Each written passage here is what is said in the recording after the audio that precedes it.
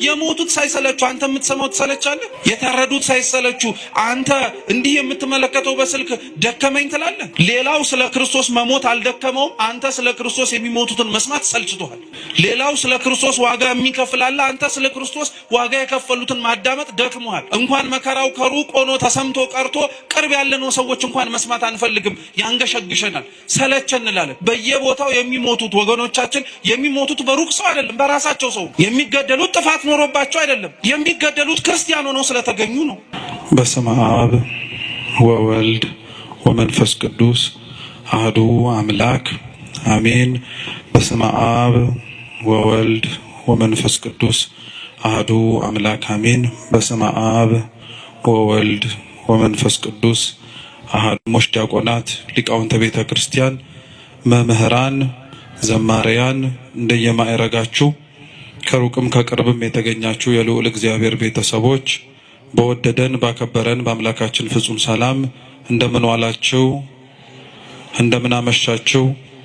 እንደምን እስከ ሰዓት ደረሳችሁ?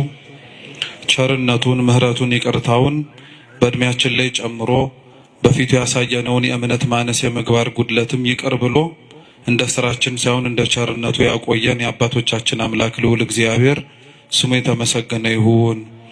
እንደ እግዚአብሔር ቅዱስ ፈቃድ ከዚህ ሰዓት በኋላ ባለን ደቂቃ ሕያውና ዘላለማዊ የሆነውን የአምላካችንን ቅዱስ ቃል እንማራለን። አምላካችን በጉባኤያችን በመሰባሰባችን መሃል ተገኝቶ እንዲያስተምረን፣ እንዲመክረን፣ እንዲገስጸን ሕያው ዘላለማዊ የሆነውን ቅዱስ ቃሉን መስማት እንድንችል አይነ ልቡናችንን እንዲያበራልን የተዘጋጀ ሕሊና እንዲሰጠን የእርሱ ቅዱስ ፈቃድ ይሁንልን። የሐዋርያው የቅዱስ ማቴዎስ ወንጌል ምዕራፍ 21 ከቁጥር 33 ጀምሮ የዓለም ሁሉ መድኃኒት የሆነ ጌታችን መድኃኒታችን ኢየሱስ ክርስቶስ ባስተማረው ትምህርት መነሻነት እንማራለን። የመጽሐፍ ቅዱሱን ቃል ሁላችሁ መስማት እንድትችሉ አነብላችሁና ወደ ትምህርታችን እንሄዳለን። እግዚአብሔር ከሁላችን ጋር ይሁን። ሌላ ምሳሌ ስሙ። የወይን አትክልት የተከለ ባለቤት ሰው ነበረ። ቅጥርም ቀጠረለት፣ መጥመቂያም ማሰለት፣ ግንብም ሰራና ለገበሬዎች አከራይቶ ወደ ሌላ ሀገር ሄደ። የሚያፈራበትም ጊዜ ሲቀርብ ፍሬውን ሊቀበሉ ባሮቹን ወደ ገበሬዎቹ ላከ። ገበሬዎቹም ባሮቹን ይዘው አንዱን ደበደቡት፣ አንዱንም ገደሉት፣ ሌላውንም ወገሩት። ደግሞም ከፊተኞቹ የሚበዙ ሌሎች ባሮችን ላከ፣ እንዲሁም አደረጉባቸው። በኋላ ግን ልጄን ይፈሩታል ብሎ ልጁን ላከላቸው። ገበሬዎቹ ግን ልጁን ባዩ ጊዜ እርስ በእርሳቸው ወራሹ ይህ ነውና እንግደለውና ርስቱን እናገኝ ተባባሉ። ይዘውም ከወይኑ አትክልት አወጡና ገደሉት። እንግዲህ የወይኑ አትክልት ጌታ በሚመጣ ጊዜ በእነዚህ ገበሬዎች ላይ ምን ያደርግባቸዋል? እነርሱም ክፉዎችን በክፉ ያጠፋቸዋል፣ የወይኑንም አትክልት ፍሬውን በየጊዜው ለሚያስረክቡ ለሌሎች ገበሬዎች ይሰጣቸዋል አሉት። ኢየሱስም እንዲህ አላቸው፣ ግንበኞች የናቁት ድንጋይ እርሱ የማዕዘን ራስ ሆነ። ይህም ከጌታ ዘንድ ሆነ፣ ለዓይኖቻችንም ድንቅ ነው የሚለውን ከቶ በመጽሐፍ አላነበባችሁምን? ስለዚህ እላችኋለሁ የእግዚአብሔር መንግሥት ከእናንተ ትወሰዳለች፣ ፍሬዋንም ለሚያደርግ ሕዝብ ትሰጣለች። በዚህም ድንጋይ ላይ የሚወድቅ ይቀጠቀጣል፣ ድንጋዩ ግን የሚወድቅበትን ሁሉ ይፈጨዋል አለ ይላል። ስለ ቅዱስ ቃሉ የአምላካችን የልዑል እግዚአብሔር ስም የተመሰገነ ይሁን። እንደ እግዚአብሔር ቅዱስ ፈቃድ እኛ የምንማማርበት የትምህርታችን ርዕስ በዚሁ ባነበብነው ቅዱስ ወንጌል ቁጥር 42 ላይ ያለው ኃይለ ቃል ይሆናል። ግንበኞች በሉ ሁላችሁም፣ ግንበኞች የናቁት ድንጋይ እርሱ የማዕዘን ራስ ሆነ። እስኪ ድገሙት። ግንበኞች የናቁት ድንጋይ እርሱ የማዕዘን ራስ ሆነ።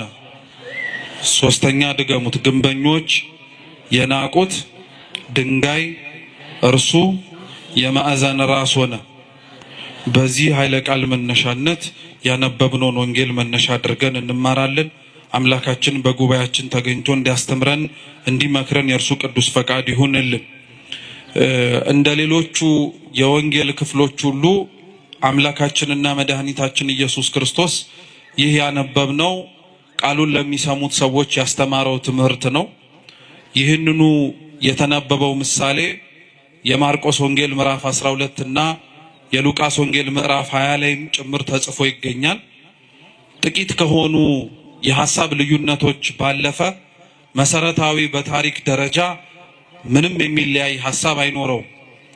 አንድ የወይን አትክልት ስፍራ የነበረው ሰው እንደነበረ ለወይኑ አትክልት ስፍራ የሚያስፈልገውን ነገር በሙሉ እንዳደረገለት በኋላም ደግሞ ያደረገለትን የወይኑን ስፍራ ፍሬውን ለመቀበል ሰዎችን እንደላከ እነዛም የተላኩት ሰዎች በየተራቸው ፍሬውን ለመቀበል ሲሄዱ እንደተገደሉ በመጨረሻም ደግሞ ልጁን እንደላከና ልጁን ደግሞ ሲያዩ ይበልጥ እንደተናደዱና እንደተበሳጩ ልጁንም እንደገደሉት ጭምር ይናገራል።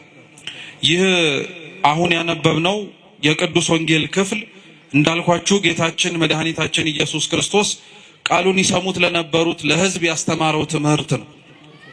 ጌታችን ኢየሱስ ክርስቶስ በዋነኝነት ቃሉን በሚያስተምርባቸው ስፍራዎች ላይ ለሚገኙት ሰዎች በሙሉ ትምህርትን ያስተላልፍ የነበረውና የሚሆኑ ነገሮች ከመሆናቸው በፊት አስቀድሞ ያዘጋጃቸው የነበረው ክፉዎች ከክፋታቸው እንዲጠበቁ፣ መልካሞች ደግሞ ክፉዎች በሚያደርጉት ስራ ላይና በድርጊታቸው በመነሳት ተስፋ ቆርጠው የሚመጣውን ክብርም ጭምር እንዳያጡ። እግዚአብሔር አምላክ ክፉዎች በክፋታቸው እንዲቀጥሉ አይፈልግም። ልቡና ሰጥቷቸው ማስተዋሉንም ጭምር ታድለው ራሳቸውን በንስሐ እንዲመልሱ ከሚመጣው ክፋትም ጭምር ራሳቸውን መጠበቅ እንዲችሉ ይፈቅዳል። እንዲሁ የሚያደርገው አምላካችን ደግሞ ደጎች ሆነው ደግሞ መከራውን ለሚቀበሉ፣ ደጎች ሆነው ደግሞ ስቃዩንም ጭምር ተሳታፊ ለሚሆኑት ደግሞ እንደጠሩት የአምላካቸው ድምፅ ዝምታው ቢዘገይባቸው ዋጋ እንደሌላቸው መስሏቸው በሃይማኖታቸው በጽናታቸውም ጭምር እንዳይገኙ ሊያደርጋቸው ከሚችለው ነገር በሙሉም እንዲሸሹም ወይም እንዲቆጠቡም ጭምር ይፈልጋል። እግዚአብሔር ትምህርትን ያስተምር የነበረው ነገሮች ከመሆናቸውም በፊት ይሄ ነገር ይሆናል፣ ያ ነገርም ሊመጣ ይችላል እያለ ያስተምር የነበረው ለዛ ነው። ይሄም ያነበብነው የመጽሐፍ ቅዱስ ክፍል ነገሮች ከመሆናቸው በፊትና ከመፈጸማቸው በፊት የተነገረ ትንቢት ነው። ይሄ ትንቢት ልዩ የሚያደርገው ምንድነው? ትንቢቱ በሐዲስ ኪዳን ይነገር እንጂ ነገሮች ከመፈጸማቸው በፊት ይሄንኑ ትንቢት ግን አምላካችን ኢየሱስ ክርስቶስ አስቀድሞ በነቢያት ላይ አድሮ ያስተማረውን ትምህርት መነሻ በማድረግ ነው ያስተማረው። ትላንት ያልነበረ ዛሬ ላይ የሚጀመር፣ ትላንት ያልተነገረ ዛሬ ላይ ደግሞ እንደ አዲስ የሚነገር ምንም ነገር አይኖርም። ስለዚህ ጌታችን ኢየሱስ ክርስቶስ ትላንትና በነቢያቱ ላይ አድሮ ሲያስተምር የነበረው እርሱ እንደሆነ ያውቁ ዘንድ ስለፈለገ ይሄ የወይን አትክልት ስፍራ የሚለውን ምሳሌ አድርጎ ሊያስተምራቸው ፈለገ። ይህንን ምሳሌ ለመጀመሪያ ጊዜ ላይ የተናገረው ይህንንም ትምህርት በማስተማርም ጭምር ጌታችን መድኃኒታችን ኢየሱስ ክርስቶስን የመሰለው ነቢዩ ኢሳይያስ። ነቢዩ ኢሳይያስ በትንቢተ ኢሳይያስ ምዕራፍ 5 ከቁጥር 1 ጀምሮ አምላካችን ልዑል እግዚአብሔር ያስተማረውን ይህንኑ የወይን አትክልት ስፍራን ምሳሌ መስሎ አስተምሮበታል። ይሄ የወይን አትክልት ስፍራ ቅጥር የተማሰለት፣ መጭመቂያ የተዘጋጀለት፣ በኋላም ደግሞ ማማ ተዘጋጅቶለት እየተጠበቀ የነበረው ኢሳይያስ በኦሪቱ የተናገረለት የእስራኤል ሕዝብና እስራኤላውያን ናቸው። እግዚአብሔር አምላካችን ለወይኑ አትክልት ስፍራ ባለቤት እንደነበረውና እንዳልኳችሁ ለሚያስፈልገው ነገር በሙሉ ለስፍራው እንዳሟላ ሲናገር ነቢዩ ኢሳይያስ ደግሞ በትንቢት መጽሐፉ ምዕራፍ 5 ቁጥር 1 ላይ ከዛ የበለጠ ሌላ ትርጉም እንዳለው ደግሞ ይናገራል። እርሱም ምንድነው? እግዚአብሔር አምላክ የወይን አትክልት ስፍራ ለተባለችው ለእስራኤል ቅጥርን መማስ፣ አጥርን መስራት፣ ማማንም ሰርቶ ገበሬዎችንና ሰራተኞችን ቀጥሮ መንከባከቡን ትኩረት አድርጎ የተናገረ ብቻ ሳይሆን ኢሳይያስ ምንም ነገር እንዳላጎደለባትም ጭምር ይናገራል። ይወዳት ለነበረችው ስትሰቃይ ከስቃይ ላወጣት፣ ክፉ ሲሆንባት ፈጥኖ ለደረሰላት ለሕዝቡ እግዚአብሔር አምላክ ይሄንን ስፍራ ብቻ ሳይሆን ከስፍራውም የላቀውን ምንም ያጎደለባት ነገር እንደነበረ ይናገራል። መጽሐፍ ቅዱስ ለእስራኤልና ለእግዚአብሔር ያላቸውን ግንኙነት በተለያየ መንገድ አድርጎ ነው የሚናገረው። በተለይ ደግሞ ምንም እንዳላጎደለባት ነብዩ ኢሳይያስ የተናገረውን ግልጽ የሚያደርገው እግዚአብሔር እስራኤልን እንዴት እንደሚያያትም ጭምር ስናውቅና ስንረዳ እስራኤል የመረጣት እግዚአብሔር ህዝቡን የሚመለከተውና ያየው የነበረው በአንድ መጽሐፎቻችን ዙሪያ ላይ ስትመለከቱት በዚሁ በኢሳይያስ መጽሐፍ ላይ እስራኤልን እንደ ሙሽራ ወይም እንደ ሙሽሪት አድርጎ እርሱ ደግሞ እንዳጫት እንደ ሙሽራ አድርጎ ነበር ይመለከት የነበረው። ስለዚህ እግዚአብሔር አምላክ ሙሽራይቱ ለሆነችው ለእስራኤል ይቀናላት ነበር። ከእርሱ ሸሽታ ጣዖትን ስታመልክ ከእርሱ ርቃ ድምጹን መስማትን ስታቆም እግዚአብሔር ለእስራኤል ያሳያት የነበረው ነገር በሙሉ ስለሚጠላትና ስለተጸየፋት ስለምታደርግበትም ብዙ ውጣ ውረዶች እንዴት እንዳዘነባት እንድታውቅ ብቻ አልነበረም። ነገር ግን ፍቅሩ ዘልቆ እንዲገባት ስለፈለገ እስራኤልን ይቀጣት የነበረው እስራኤልን ይመለከታት የነበረው እስራኤልን አልፎም እንኳን ዝምታንም ያሰማት የነበረው እግዚአብሔር አምላክ ጠልቷት አልነበር እና ይሄ እግዚአብሔር አምላክ ያደርግላት የነበረው ነገር በሙሉ ላልገባቸው ላልተረዳቸውና ከሩቅ ሆነው ይመለከቱት ለነበሩት ሰዎች እግዚአብሔር እንደተዋቸው እግዚአብሔር እንደረሳቸው እግዚአብሔር የሚጮሁትን ድምጻቸውን እንዳልሰማቸው አድርጎ ይሰማቸው ነበር። እግዚአብሔር ግን ይህን ያደርግበት የነበረበትን ምክንያት በኢሳይያስ አንደበት ላይ ሆኖ ሲናገር ምን አለ? በእውኑ ለወይኔ ቦታ ያጎደልኩበት ምንድነው አለ። እስኪ ያጎደልኩበት በሉ ምንድነው? እግዚአብሔር እውነት ነው የምነግራችሁ፣ ለእስራኤል ምንም ያጎደለባት ነገር የለም። እንኳን ባሪያ ሆና ከነበረችበት ከግብጽ ባርነት ነፃ ማውጣት ቀርቶ ምድራዊ የሆነ እንጀራ እንዳትበላ ከሰማይ መና ወርዶላታል። የደፈረሰና ንጹህ ያልሆነ ውሃ እንኳን ጠጥቻለሁ አጠጥቶኛል ብላ እንኳን እንዳታማው ከአለት ላይ የፈለቀ ንጹህ ውሃንም ጭምር ሰጥቷታል። በመንገዴ ማንም እንኳን አብሮኝ አልነበረም ብላ ራሷን ወደ ላይ አንስታ እግዚአብሔር ላይ እንዳታጉረመርም ከምድር ስንዝር ከፍ አድርጎ ከፊትና ከኋላ የሚመጡባትን ጠላቶቿን ጠብቆ ነው ሲንከባከባት የነበረው።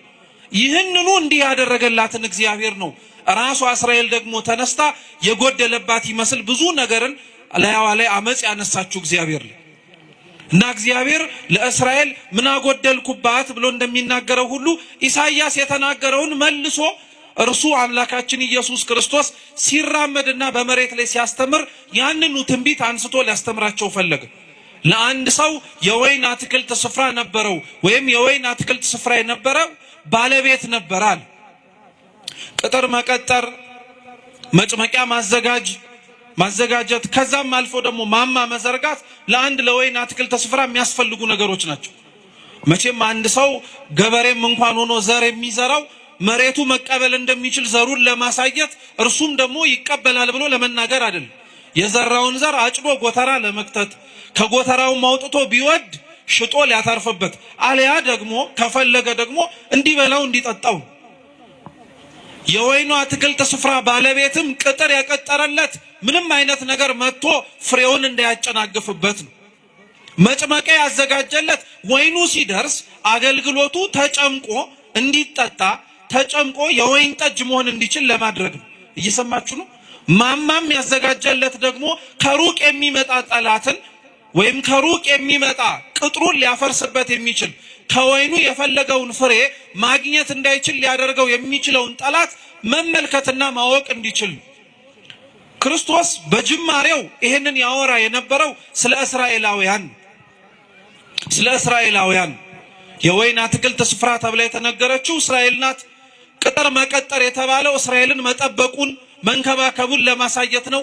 መጭመቂያ አዘጋጀላት የሚባለው ደግሞ ከእግዚአብሔር የተቀበለችውን የሰጣትን ነገር በሙሉ ፍሬ ልታፈራበት የምትችለውን መጠቀም የምትችልበትን መንገድ ሰጣት።